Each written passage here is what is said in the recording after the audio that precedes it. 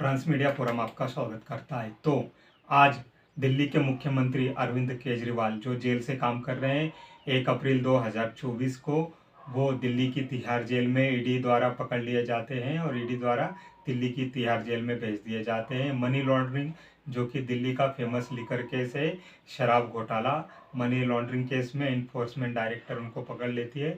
आज supreme court ने money laundering case में जो केजरीवाल फंसे हुए हैं उसका वर्डिक्ट होने वाला है कि उनको बेल दी जाए या नहीं दी जाए। जैसा कि आप सब लोग जानते हैं, अरविंद केजरीवाल आम आदमी पार्टी के सुप्रीमो हैं, तो आम आदमी पार्टी को अरविंद केजरीवाल की बहुत ज़्यादा ज़रूरत है अपना इलेक्शन कैंपेन लड़वाने में और अपने पब्लिक जुटाने में। तो अरविंद केजरीवाल ने बेल दी हुई है, सुप्रीम कोर्ट में अपनी अर्जी लगाई हुई है कि उनको इलेक्शन कैंपेन करने के लिए, इलेक्शन में कैंपेनिंग करने के लिए, भीड़ जुटाने के लिए उनको बेल दी जाए। बट ईडी ने भी अभी बोला, ईडी ने भी इस अर्जी को जो है अपोज किया हुआ है सुप्रीम कोर्ट ने। ईडी का कहना है कि इंडिया में साल भर में कहीं ना कहीं चुनाव होते रहते हैं, इलेक्शंस होते रहते हैं। अगर ऐसा इनको अगर कैंपेन करने के लिए बेल दी जाती है तो इसका निगेटिव इम्पैक्ट पड़ेगा और जो दूसरे लीडर्स जो हैं वो इस वर्डिक्ट का या इस फैसले का दुरुपयोग कर सकते हैं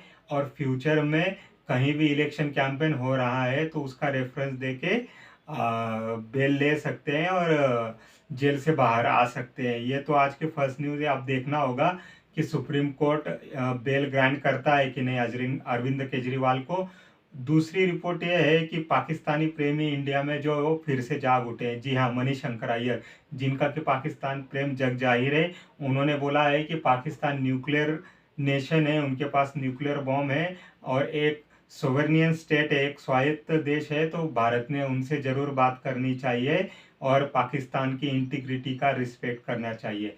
तो इस फोरम से, ट्रांसमीडिया फोरम से हम मणिशंकर जी को इतना ही पूछना चाहेंगे, मणिशंकर जी, भारत जब से आज़ाद हुआ लास्ट 75 ईयर से, 70 साल से कम 60 साल तक तो आपकी सरकार थी। तो आपने जितने भी बार डायलॉग्स किए, कश्मीर इशू क्यों नहीं सॉल्व कर लिया पाकिस्तान के साथ मिलकर, या आपने 4 साल जो जंगें लड़ी पाकिस्तान के साथ मिलकर, और जितना टेररिज्म पाकिस्तान ने भारत में फैलाया हुआ है, जितना जाने ली हैं, जितना इंफ्रास्ट्रक्चर जो इंडिया का था डैमेज किया हुआ है, उसके बारे में आपका क्या कहना है? पाकिस्तान के पास अगर न्यूक्लियर वेपन्स है तो पाकिस्तान से दुगने न्यूक्लियर और उनसे ज़्यादा कैपेबल न्यूक्लियर वेपन इंडिया के पास है। इंडिया को पाकिस्तान ये धमकी ना दे कि उसके पास न्यूक्लियर वेपन्स है। अगर उसके पास न्यूक्लियर वेपन है तो आके यहाँ पर धमाका करें, उसके एक्सचेंज में हम उनका क्या हाल करेंगे, ये तो मोदी गवर्नमेंट ने बार बार उनको बता दिया गया है। इसकी आगे की न्यूज़ बताता हूँ। जैसा कि आप लोगों को सब पता है कि कल रशियन फॉरेन मिनिस्ट्री से एक बयान आया था जिसमें रशियन फॉरेन मिनिस्ट्री ने बोला था कि पन्नू जो केस है, गुरपनवंत सिंह पन्नू, जो अमेरिका में बैठ के इंडिया को थ्रेटन करते रहता, उसके किलिंग में कुछ यूएस गवर्नमेंट ने पब्लिकली कुछ सपोर्टिव एविडेंस प्रोवाइड नहीं की है। तो ये रॉन्ग एलिगेशंस लगाए हैं। इंडिया में इलेक्शंस हो रहे हैं, इंडिया के इलेक्शन में इंटरफेरेंस करना चाहता है अमेरिका, और रिलीजियस ह्यूमन राइट्स या डेमोक्रेटिक राइट ये बहाना कर करके अमेरिका इंडियन इलेक्शन में इंटरफेरेंस करना चाहता है। उसके रिस्पॉन्स में आज अमेरिकन स्पोक पर्सन ने रिप्लाई दिया है कि इंडियन इलेक्शन से अमेरिका का कुछ लेना देना नहीं है। अमेरिका रिलीजियस या डेमोक्रेटिक इसी चीज़ों पर बात करता है, इलेक्शन रिलेटेड इश्यूज पर वो किसी भी कंट्री के बारे में या किसी भी देश के बारे में बात नहीं करता है। भारत के बारे में तो दूरी हो गया। तो ये अमेरिका कहना सच है। अमेरिका जो है अपनी मीडिया हाउस से सब देशों पर दबाव बनाता है डेमोक्रेसी के लिए लेके, और अपने एनजीओ से नेशंस और देशों पर दबाव बनाता है ह्यूमन राइट्स और रिलीजियस फ्रीडम के लिए। अमेरिका सच ही कह रहा है कि वो डायरेक्ट कभी इन्वॉल्व नहीं होता है, वो इनडायरेक्ट देशों पर प्रेशर बनाता है। डेमोक्रेसी हो गया, रिलीजियस फ्रीडम हो गया, या इलेक्शन हो गया, या किसकी रिजिम आनी है, किसकी रिजिम जानी है, या किसी देश में सत्ता परिवर्तन कराना है, तो अमेरिका डायरेक्ट इन्वॉल्व नहीं होता है।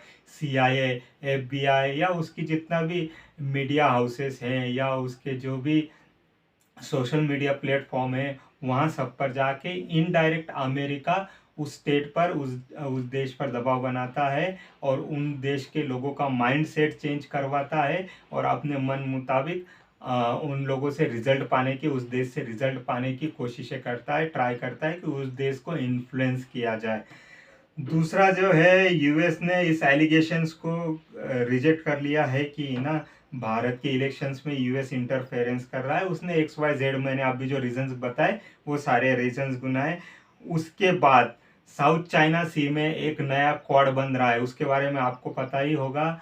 वो जो क्वाड था जिसमें जापान, भारत, ऑस्ट्रेलिया और अमेरिका थे, अब इससे भारत किनारा करते हुए दिखाई दे रहा है, भारत उस क्वाड से निकलते हुए दिखाई दे रहा है। शायद हो सकता है कि भारत को लेके अमेरिका ने एक नई पॉलिसी बनाई हो, भारत को लेके एक नया रोल दिया जाता हो, जिसमें भारत पूरे इंडियन ओशियन और मिडल ईस्ट में अपना फुटप्रिंट एस्टेब्लिश करेगा। मिडल ईस्ट के जो सी लेन्स हैं, जो कि ऑयल इंडस्ट्री के लिए और ऑयल बॉन्ड कंट्री के लिए बहुत ही इम्पोर्टेंट है, उसमें भी इंडिया एक क्लोजली मॉनिटर करेगा।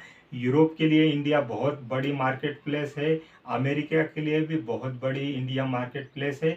तो शायद अमेरिका ने इंडिया को लेके एक बार री स्टडी किया होगा इंडिया के स्टैंड को लेके, और इंडिया को एक ग्रेटर रोल दिया होगा इंडियन ओशियन और अरेबियन सी में, जहां पर इंडियन ओशियन में भी इंडिया मॉनिटर कर सके और मिडल ईस्ट में भी इंडिया मॉनिटर कर सके। जितने भी सी लेन्स हैं, जितने भी ऑयल बर्न कंट्रीज हैं, जितने भी खून फसाद हो रहा है या जहां भी झगड़े हो रहे हैं मिडल ईस्ट में, इंडिया एक मीडिएटर की भूमिका निभा सके। और ईरान के मामले में भी वैसा ही है कि इंडिया एक मीडिएटर बना रहे मिडल ईस्ट को लेके और ईरान को लेके, इजराइल और अमेरिका के बीच में। उसके बाद आगे बढ़ते हैं तो वर्ल्ड रिपोर्ट में और एक रिपोर्ट छड़ के आ रही है कि तुर्की में बोइंग का जो 676 बोइंग एरोप्लेन क्रैश हुआ था, जिसके फ्रंट गियर ओपन नहीं हुए थे, जब वो पेरिस से इस्तांबुल आ रहा था, एयरपोर्ट ही पर पायलट को पता चलता है कि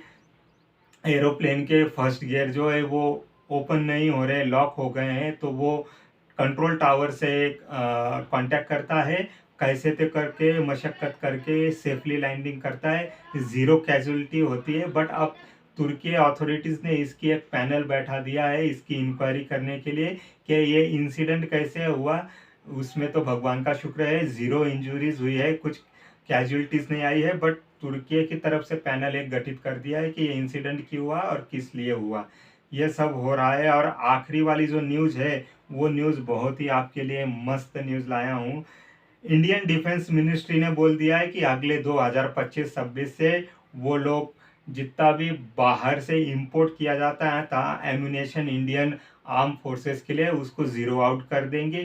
कुछ केसेस में एक्सेप्शन रहेंगे जहां पर स्मॉल अमाउंट में एम्यूनेशन हम लोग इंपोर्ट करते हैं जिसका डोमेस्टिकली बनाना पॉसिबल नहीं है ड्यू टू इकोनॉमिक रीज़न, क्योंकि कम क्वांटिटी में अगर बनाते हैं और इंफ्रास्ट्रक्चर उसका डेवलप करने के लिए ज़्यादा पैसा लगता है तो वो फिजिबल नहीं होगा। तो ऐसे ही कहीं कुछ कम क्वांटिटी में जहाँ पर इंडिया के लिए फिजिबल नहीं है, वही एम्यूनेशन इंडिया बाहर से इंपोर्ट करेगा।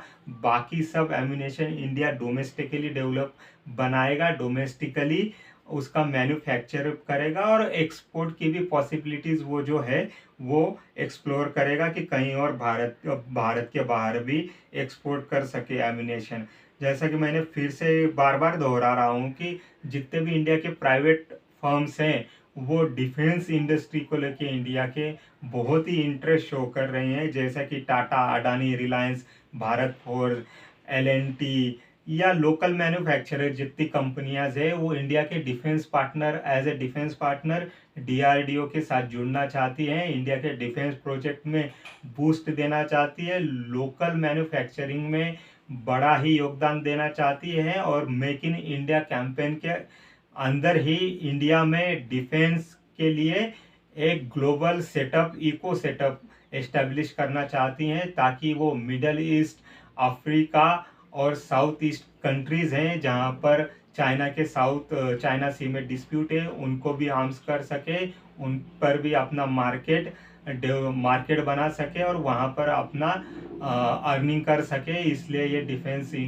कंपनी जो है एक्सप्लोर करना चाहती है नया मार्केट। तो अभी के लिए इतनी इन्फॉर्मेशन हमारे पास आ रही है। आगे की न्यूज़ देखने के लिए ट्रांसमीडिया फोरम को लाइक और सब्सक्राइब कर दीजिए। आपके कुछ सुझाव या आपके कुछ कमेंट हो तो काइंडली कमेंट बॉक्स में लिख के भेजिए। हम आपके सुझाव, आपके कमेंट पर ज़रूर सोचेंगे और उसके रिगार्डिंग वीडियोस बनाने का ट्राई करेंगे। Thank you very much for joining transmedia forum. ऐसे ही हमें से जुड़े रहिए।